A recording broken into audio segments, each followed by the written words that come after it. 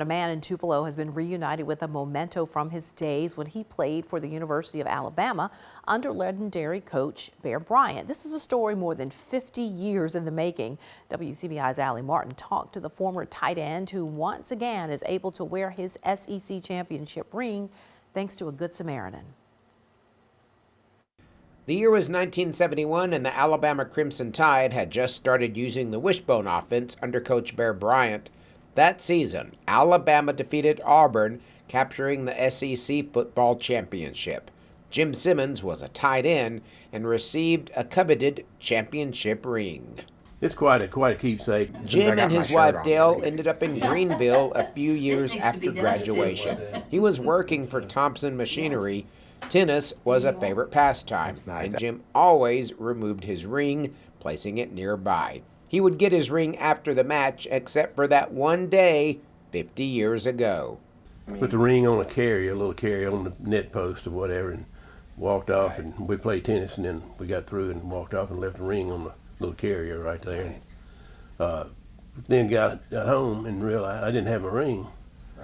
Turned around, went back, and it was nowhere to be found. Through the years, Jim and Dale raised their family, eventually moving to Tupelo, but staying in touch with former teammates and their families. Jim says he often thought about and wondered what happened to the missing keepsake, and recently he found out when a lady from Monticello, Arkansas called.